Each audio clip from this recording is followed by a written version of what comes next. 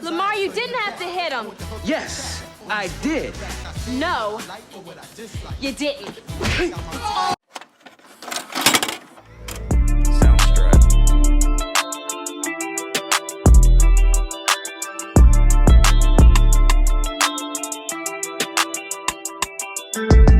I am so glad I never had a first date like this. Woo was a bit too much for me. I haven't watched this movie in a very long time, so when I finally checked it out, I was over Woo's antics before their date officially started. Tim was so patient. Too patient. This movie is still funny, still a vibe, and it definitely has that late 90s feel to it, which I love. But with that being said, while watching this movie, I noticed some things, and you know I have my thoughts. But before we get to that, it's time to recap. So let's get into it.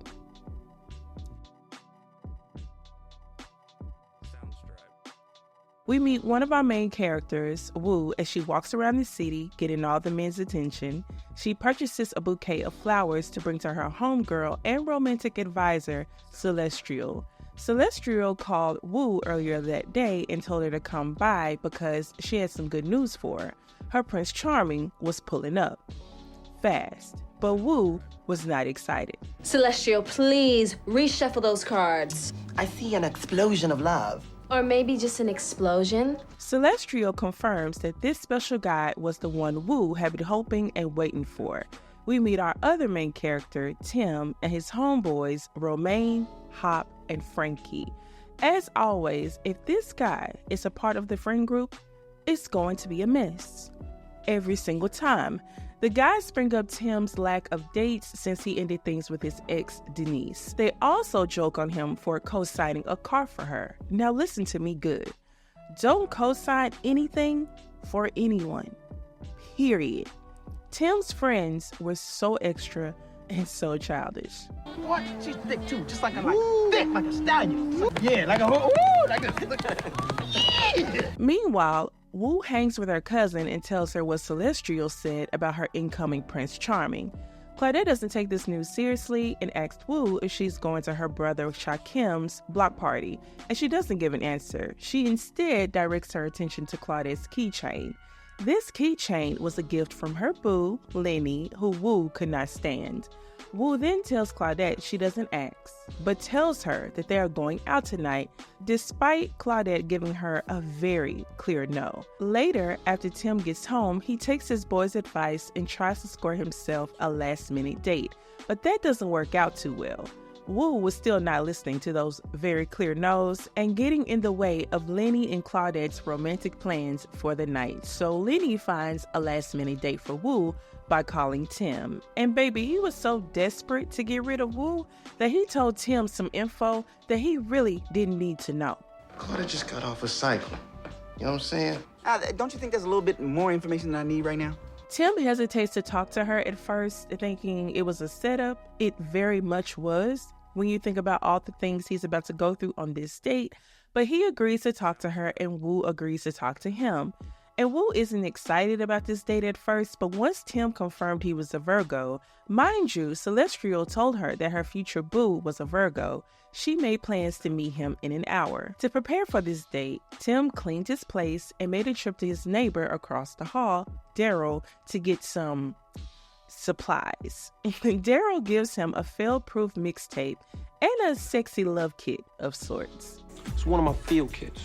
4 miniatures of Hennessy, a joint, incense, body oils, latex, of course. Just as he waits for Woo to arrive, he starts to expect the worst. Bam! Ding, ding, ding! What you know about that? What you know? Nothing! Woo is what? Gone! But luckily for him, when Woo arrives, she exceeds his expectations. He was so nervous, he couldn't even light an incense without almost setting his apartment ablaze. Woo compliments his place and asks if he was a lawyer. He says that he is. This will come back up later. They sit and talk for a minute. He tries to compliment her by saying how someone like her usually has men lined up around the corner, and Woo takes this personally and thinks he's trying to call her a hoe. She notices his little freak kit that he got from Daryl, and he lies and tells her he got it in the mail. He tries to salvage this date by insisting that he treats all women with respect. I mean, I was telling the fellas just this afternoon, you do not always have to conduct yourself like dogs. Yeah, as far as I'm concerned, you can be my sister. I could be your sister. Yeah. Wu switches up and goes back to being nice. She starts asking him different questions, trying to fill him out. She even gets flirty with Tim, and initially Tim backs away from her advances, but eventually he gave in. Put my fire out. Gotcha. What? Tim's friends pull up just in time to save him from Wu's games, and they were so loud and obnoxious. But they became real civilized when they saw Wu for themselves. Okay. Tim. Oh. Aren't you gonna invite your friends in? I am. Did he really just take her picture though? And where did this camera even come from? As Wu goes into another room, Romaine asked very loudly, loud enough for Wu to hear, if Tim had sex with her yet. The guy starts saying crazy things about Wu, objectifying her, and she heard all of this and decided to act out. Just a little bit. Oh, no. You used red velvet? Listen, after I saw that broken mirror, homegirl would have to go. We haven't used this in a while. After witnessing Wu's crazy, the guys have a different set of questions for Tim. She is clearly crazy. Deranged. After the guys leave, Wu comes out and again acts normal and admits she was putting on because she heard what his friends said about her. But my question is, what did the mirror do to her though? Tim and Wu head to a restaurant to start their date. Meanwhile, Claudette's struggling to be a good sport. She attempts to change up her and Lenny's plans by suggesting they go to Shakim's party, but Lenny was not trying to hear that. Wu and Tim arrive to the restaurant. They get probably the worst table available since they didn't have a reservation. Wu was stuffed in this corner. Tim tries to impress Wu by ordering for her, but it doesn't go smoothly at all. I'd like the Polo Aperdel Fungus de Gratiscucci. Wu orders for herself and flexes just a little bit by speaking Italian, which throws Tim off. As they wait for their food, Wu asks Tim if he was actively dating anyone, but Wu attempts to fact-check him by pulling out a photo she stole from his house. And this photo was a picture of Tim, his ex Denise, and the Corvette that he co-signed for. Things get even more odd when Wu spots an old friend and makes a scene. Lord. I would have been so embarrassed.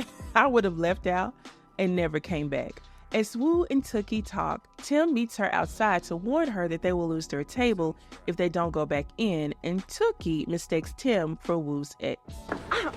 Oh, what the hell is your problem? This is not Eric. If you look a lot like Eric. Well, damn, I ain't. It's been so many red flags at this moment. I don't see why Tim hasn't run off yet, but he goes back inside to wait for her, and while he waited, he got the attention of this lady. They exchange looks even after Wu returns, but Wu eventually catches on and gets him together. If she wasn't already irritated enough, she starts complaining about the table and being squeezed between these flowers and this fire extinguisher. She tries to get the host to come and remove it, but when he ignores her, she takes matters into her own hands. The host comes over finally to warn her about moving the fire extinguisher, and Wu pulls a string that was also in the way. And child, this starts a chain of awful reactions in the restaurant. But Wu doesn't witness any of this because she sneaks out of the restaurant and stands outside like she didn't cause this to happen. The nerve. It's at this point that Tim starts to show his frustration, but again, Wu is able to smile and calm him down for a little while longer. They go to a salsa night at the park, and this is where they meet back up with Tim's friends. While Wu is dancing, Tim's friends walk up to him and ask him if he'd gotten rid of Wu, but of course he hadn't. His friends go on to call Wu crazy and say other rude things to nearby women. Hey, cutie! Not you, your booty. Somebody's definitely getting licked tonight. Again, Wu overhears all of this and decides to get them together with the support of these ladies. Now, don't those fellas look interesting? We have here Mocha Nuthead, a little Jerry Curl coffee cream. We have a little Nappy Road. After Tim and Woo leave salsa night, Woo makes a call to Shakim. He asks her if she's coming to this party. She tells him no, but doesn't give him a reason why. While she's on the phone, Denise, Tim's ex, comes flying around the corner in their Corvette. He tries to flag her down, but of course, she doesn't stop. Tim explains the whole cosign situation to Woo, and Woo asks why he didn't just sue her. This was something Tim had never considered, and when Woo brought it up, he gave nothing but excuses. But Woo wasn't about excuses. She was about action. Meanwhile, back at Claudette's, things were getting clucking interesting. I said, where's my money, bitch? Damn it, Lenny! What is a chicken hoe? Eventually, Claudette gets in the mood and starts to participate. Willingly. Chicky, chicky, chicky. Chicky, chicky, chicky. Woo and Tim head to another spot in a sketchy area. Tim locked down his whip super tight. This place doesn't look like a club at first, but that all changed when they got to the top floor. Woo goes ahead of Tim and he gets stuck at the entrance with the bouncer until Woo comes back to get him. She tries to nudge Tim to dance, but he doesn't get the clue, so she backs off, and when he finally asked her to dance, she refused his offer. Tim bumps into his boss, who unintentionally gives Woo some tea about Tim. He wasn't a lawyer, he was a paralegal, and this was another thing for Woo to criticize and get mad about. When Woo walks off, Tim goes to the bar to sulk. This opportunist approaches him, acting like she cared about what he was going through, but she only wanted a drink. And possibly something more. She tries to convince him to leave with her, but Tim catches on and sends her on her way. Why am I talking to you? Man, they would sell a pack of hair to anybody. Meanwhile, Woo has a run-in with an ex, Lamar. He demands for her to take a pager so he could track her. Tim stands up for her, but that gets him knocked out on the dance floor, leaving Woo to have to defend the both of them. Lamar, you didn't have to hit him. Yes, I did. No, you didn't. And Woo and Tim get thrown out the club. And now Tim is even more frustrated. He starts to blame Lenny and thinks he's done this intentionally. Tim was ready to take her home and end this hell date, but he couldn't do that even if he truly wanted to. Why don't we just get in the car and I'll take you home, okay? They go to the police station to report the car stolen, and they have to deal with Miss Crayola and her unprofessionalism. It's been a long night, okay? Now can I please talk to someone who's got a GED? Oh, no, you didn't. Crayola gets in her feelings and tells the officer that he stole a car and he hems him up, but of course, Woo comes to save him. At this point, there isn't anything Woo can do or say to get back on his good side. Her calling him uptight sure didn't help things. I give up. I give up. You know what? Why don't you take a cab to whatever else you decide to destroy tonight? Woo leaves to call a cab, and the most random thing happened. Billy D appears out of the blue, for no logical reason at all, to give Tim a pep talk about Woo and encourages him to go after her. Meanwhile, Woo goes to another club to meet and talk with Celestial, where she runs into these three again. They didn't even know where they were. Situational awareness at 0. Frankie and Romaine were suspicious, but Hop was with it. What kind of party is this? Some hard-looking sisters up in here. And big, too. Shit, y'all tripping. Woo talks with Celestial and tells her about Tim. Meanwhile, Tim is due for another disaster. He has a run-in with these guys and girl and gets robbed. Celestial confronts Woo about her antics with Tim and suggests she gives him a real chance. Hop hasn't figured out the true tea yet, but hey, he's having a good time. So after Tim gets robbed, he's walking the streets and Woo is riding in a taxi, replaying the moments of the night. She finds him exiting the subway and splashes him. This date just kept getting worse. They start to bicker and the cab driver asks if they were married since she had been looking for him all night. Tim gives her a piece of advice. I strongly suggest that you learn how to appreciate a brother like me. They head to Shakim's party. Shakim confronts Woo about acting funny with him. Apparently there was an issue with Shakim and his girlfriend Foxy. But as they work through their issues, Tim spots Woo hugging Shakim. in a weird way, might I add, and takes it all the way left. I did not ride around New York City all night long, get my ass chewed up and spit out for you to end up with neon Negro. Tim eventually calms down once it's confirmed that Shaquem is nobody to worry about. This night has inspired Tim to also do something different. We go back to his boys at the club. Romaine has found someone to check out his transmission, and Hop is still having a time.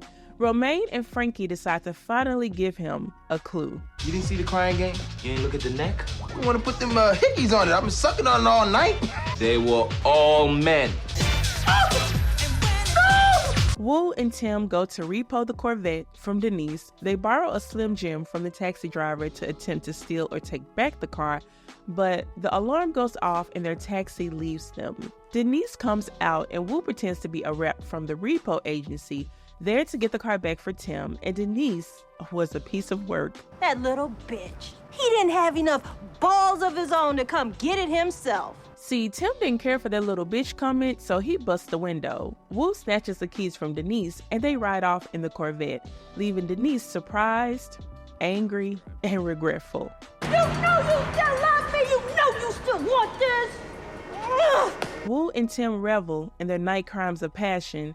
Tim stops the car in the middle of the street so they could slow dance. If this night did nothing else, it should have taught him that disasters were promised. And of course, another bad thing happened, but this time, it happened to the Corvette.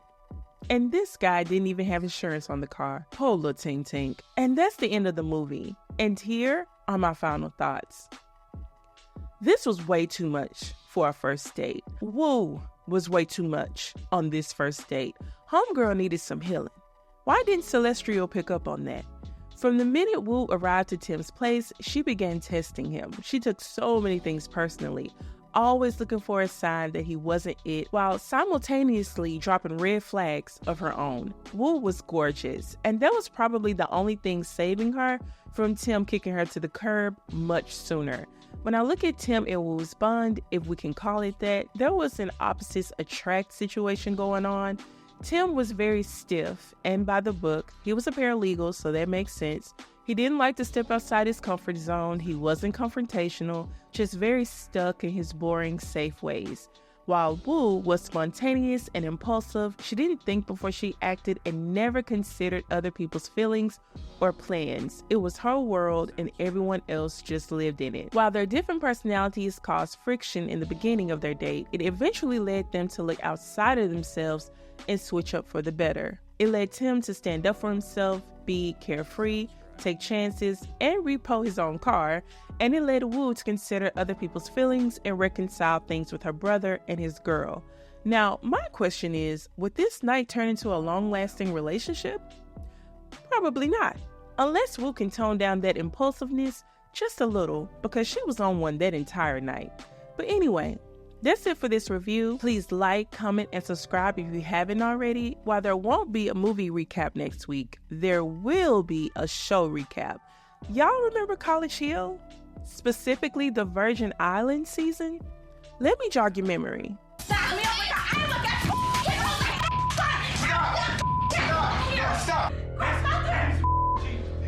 really don't see a shoe as a weapon. Yeah, we will be recapping this season in full. See you then. Bye.